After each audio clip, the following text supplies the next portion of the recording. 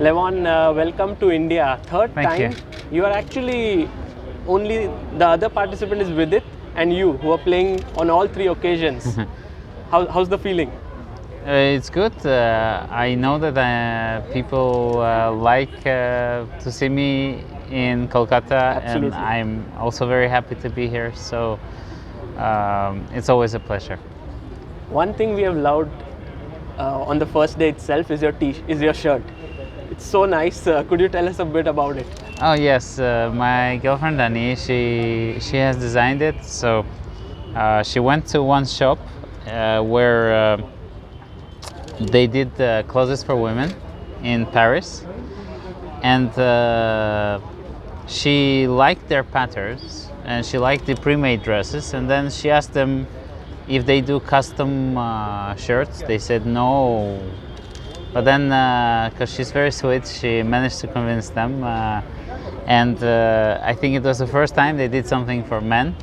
So, and she designed, they offered her which patterns. She chose the patterns and she designed the placement and the colors. So I'm very happy with the product, and I feel it's special. It's not something you can get in a shop.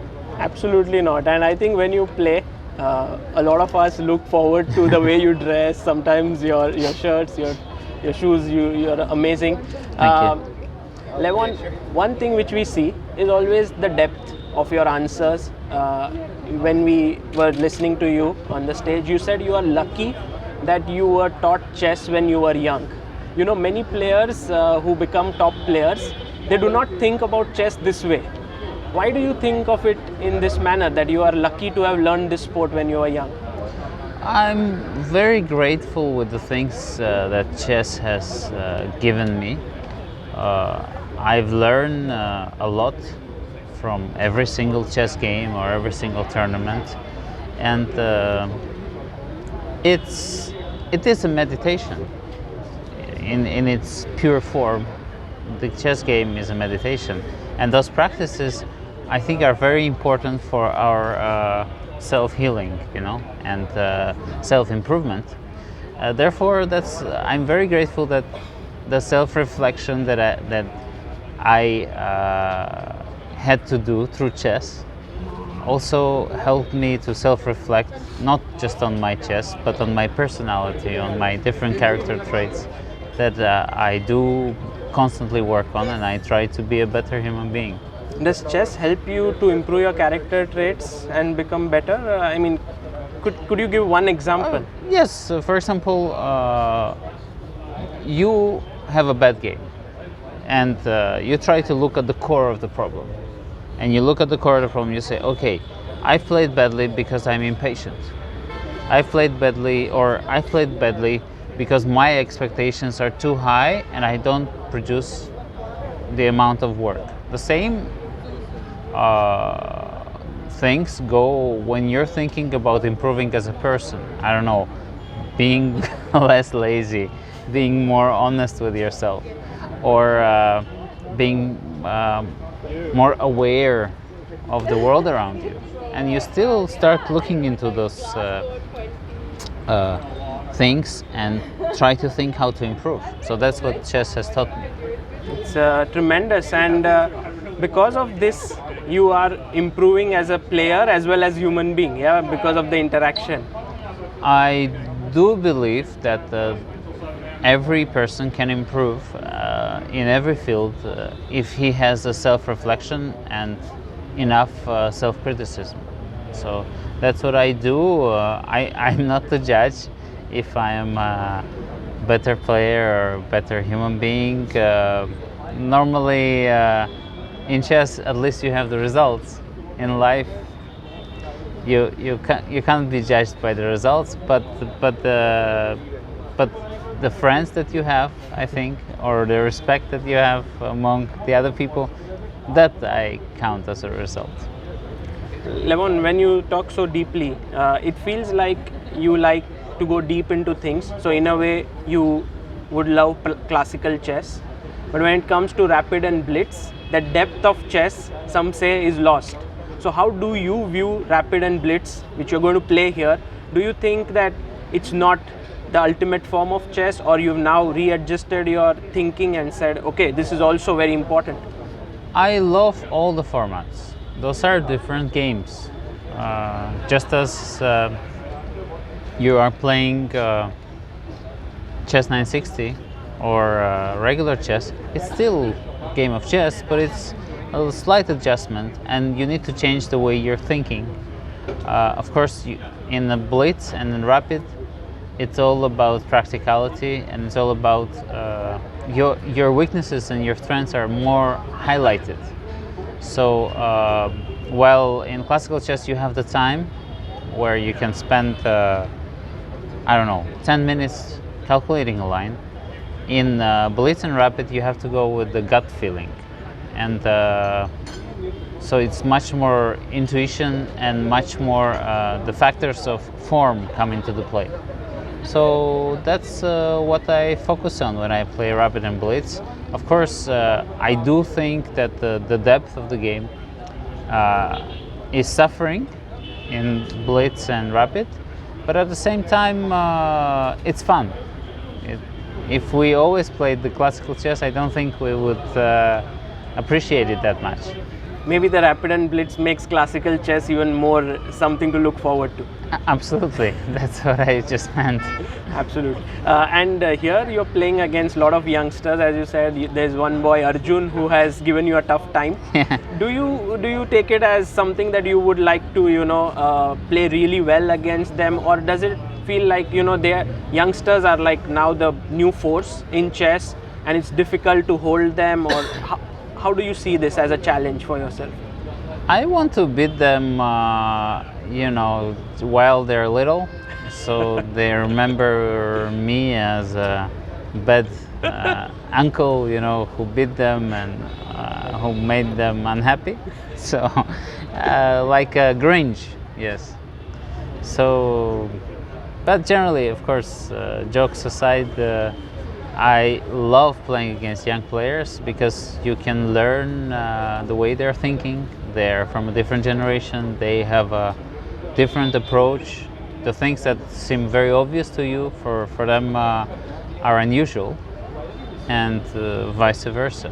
So I'm always in dialogue with lots of young players from Armenia, from different countries as well. It's important because I think the times are changing, the trends are changing, and if you want to keep up and if you want to stay modern and a player who is working on himself, you have to know the way the young players are thinking.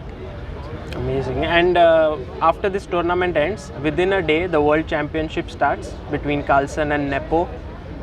Do you have a favorite? Do you think that there is a favorite for this match? Of course, Magnus is a favorite, but I do feel it's tough for him to play in matches, and I do feel that recently he's not been as good as he was before. I do think there is something is lacking in his play. I'm not sure, maybe it was just the online chess that he was playing, but definitely there are some vulnerable sides, I feel, in his play that Nepomniachtchi will try to exploit. Obviously, this is all talk from a side. You don't really know what is happening in their preparation. Sometimes I remember we would watch a tournament before the World Championship, and Anand would come closer to the last, and then he would convincingly win the World Championship or any candidate tournament. So in many cases that is just the best players in the world know how to relax and how to concentrate on the goal. And Magnus Carlsen is tremendous when it comes to the crunch time. Absolutely, because you have beaten Magnus so many times, so you know what is it like to be the best in the world. It's just that in some of the candidates events things have not gone your way, so you know exactly like what it takes to be right up there. So would you still be working like immensely hard to get the next chance in the candidates to fight for the highest title? Yeah, absolutely. Because I am not in a rush. I have never been in a rush. Because I remember I became a grandmaster at the age of 17, and then my coach told me, well, if you're not 2600 by the age of 20, most likely you will never make it. Well, I wasn't. I was rated 520, and I was just playing open tournaments. But I knew that I will have my time. When the time is right, I will get there. And I think the same is with Anand. He knows that if he puts the work, I mean, he knew throughout his career, and he knows always, when you put the right amount of work and you continuously pour this water, you know, drop by drop, the mountain is going to fall. And that's what I'm basically learning from my colleagues. This is what I've learned from Anand. This is what I've learned from Boris Gelfand. And that you have to be persistent, and you have to put up the work, and just you know, look at the situation and try to be the best that you can be. I mean, nothing is guaranteed in this world. You have to appreciate what you have. These words are going to inspire so many people who are, you know, trying to, and they always think that age is not on their side. I think this is very inspiring. Levon, are you going to be spending more time in India after this event? Are you going somewhere? As you said, you love India, you love the cuisine, Satyajit Ray, yes. You mentioned. It's tremendous how deep you have gone into the Indian culture. Yeah, I love the culture, and I love being here and reading about India. Also, I will mention this. One time I got this present. I think it was maybe 5 years ago. This book, I think South Indian author. It's called White Tiger. Ah, yes, Arvind Adiga. Yes. And at that time I was, oh, okay, I will read it when the time is right. And then in 2019, I got that book as a present again. And to me, I do believe in science. And to me it was, okay, this is a sign that I need to read it. And I've read that book, and I enjoyed it immensely. I thought it was a wonderful book. And so from through that book, it was easier to understand a lot